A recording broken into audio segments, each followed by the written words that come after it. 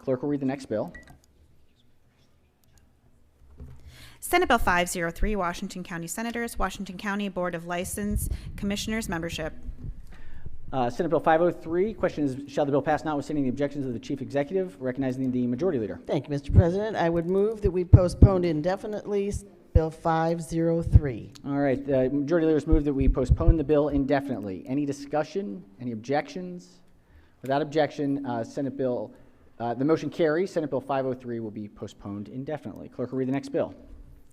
Senate Bill 587, Senator Muse, State Government Maryland Reparations Commission.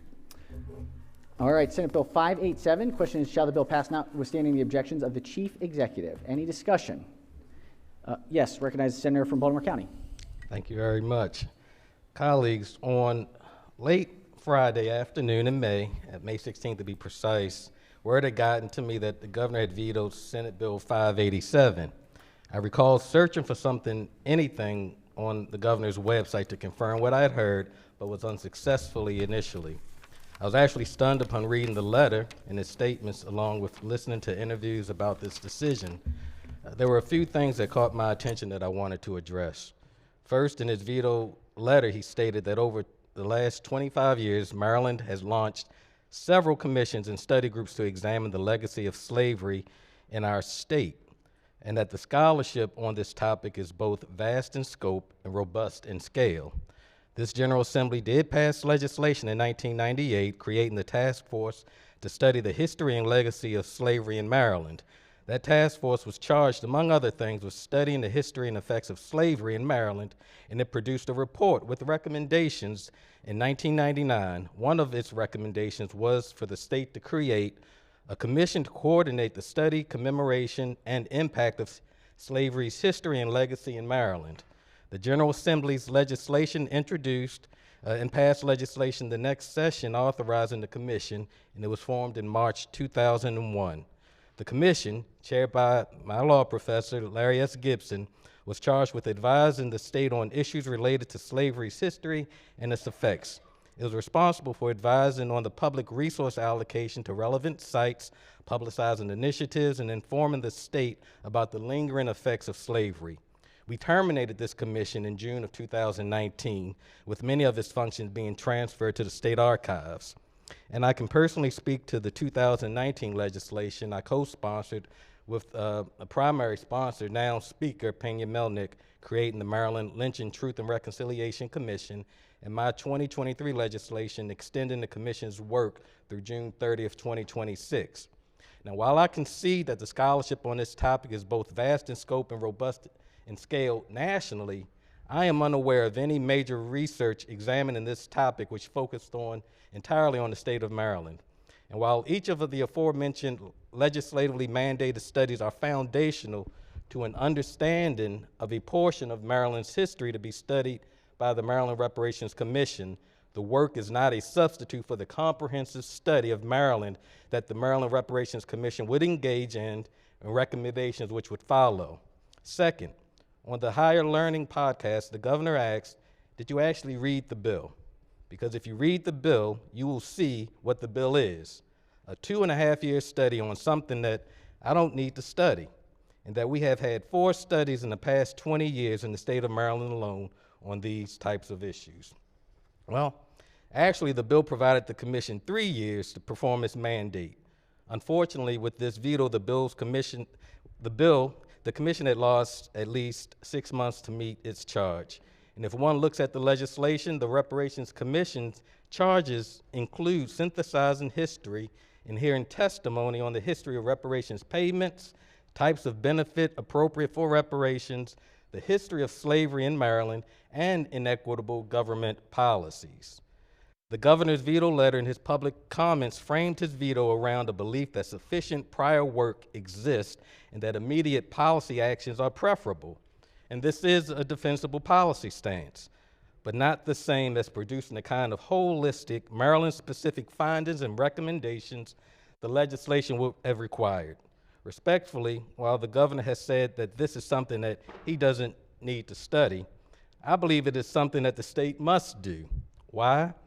Because, yes, we know the broad national history, slavery, Jim Crow, redlining, and discrimination inflicted deep and lasting harm on Black Americans.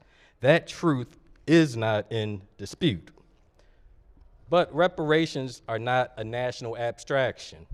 They are a government remedy, and government remedies must be grounded in specific evidence of state action, state responsibility, and state impact. Reparations are also not some recent concept.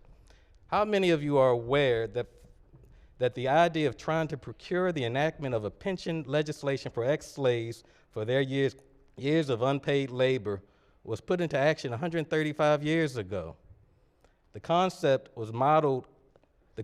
of ex-slave pensions was modeled after the Civil War era program of military service pensions, and the first ex-slave pension bill was introduced by Representative William Connell of Nebraska in 1890. It was introduced at the request of Walter Vaughn of Omaha, a white Democrat and ex-mayor of Council Bluffs, Iowa.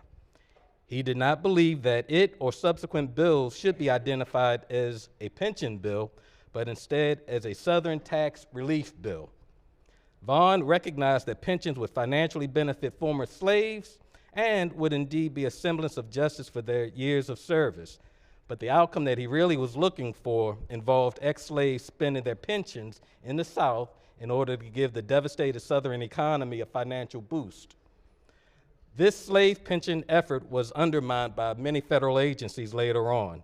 Take, for example, Callie House, the national spokesperson for the Ex-Slave Mutual Relief, Bounty, and Pension Association, who was prosecuted and convicted by the United States for fraudulently collecting money to fund lobbying efforts that instilled the false hope in the hearts of ex-slaves and that the government would give them a pension.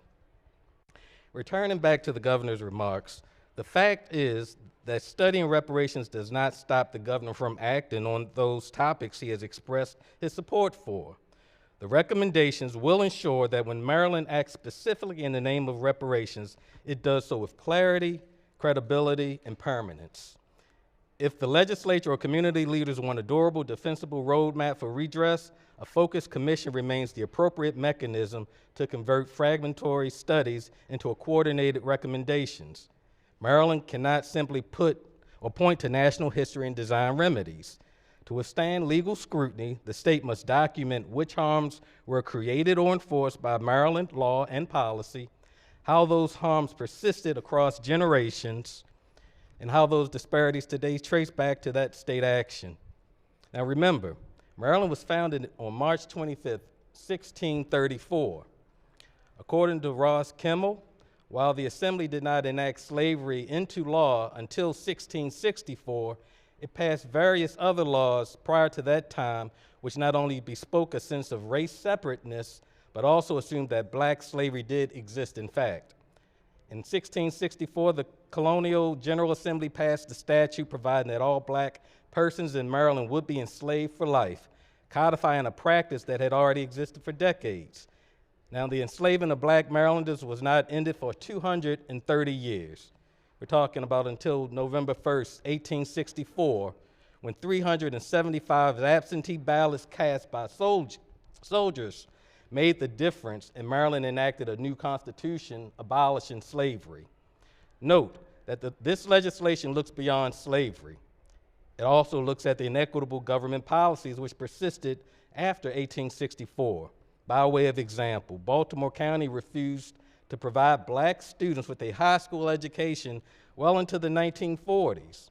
That is, there was no high school at all that allowed enrollment of black students. Baltimore County operated 10 all-white high schools and no high schools for Negro children. Black students were educated only to the 7th grade by county schools, and black county students who passed a special blacks-only test qualifying them to attend high school could only attend a segregated black high school in Baltimore City. That is, if they were able to travel there, and generally that was to Douglas High School. Then the NAACP and Thurgood Marshall sued Baltimore County in the fall of 1936 by the aunt of the now former Speaker of the House. She lost that case. Or one can read Antero Patello's book, Not in My Neighborhood, how bigotry shaped the great American city, which describes how our former county executive, and I'm talking Baltimore County's former county executive, and his government repeatedly demolished historically black neighborhoods. Now, quote, the removals of blacks in Towson and Catonsville were not isolated incidents, but part of a pattern.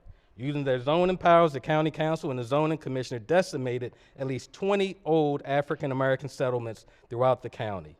Not only did Anderson take steps to drive black county residents out, his county government also took steps to exclude black residents, or new black residents, even requiring real estate agents to inform the police if they sold homes to black in Baltimore County to black people. And the part of the reason for the commission, And the part of the reason for the commission is because not one member of this body who has worked on legislation really could find a consensus on the variety of topics that were important to reparations. We all know this topic isn't easy, but again, without formal study, reparations risk being dismissed as symbolic or unconstitutional, regardless of moral merit. Finally, in that same podcast, the governor stated that given everything happening in this country, no one is walking up to me saying, well, what about my 2.5 years study? That this is the paternalistic permission structure politics that oftentimes when people say, when you don't want to deal with something difficult, do a study. And that's how you deal with it. Well, I don't. I actually want to deal with it now, unquote. If there is paternalism at play here, it is not the legislature asking for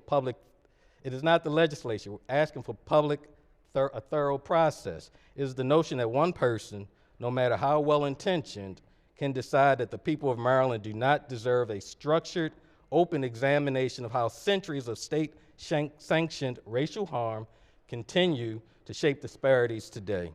What is paternalistic is telling communities who have waited generations for acknowledgement and repair that the conversation itself is unnecessary. That conversation is important. While the governor's veto of the Reparations Commission bill was a setback, it does not have to be the final word.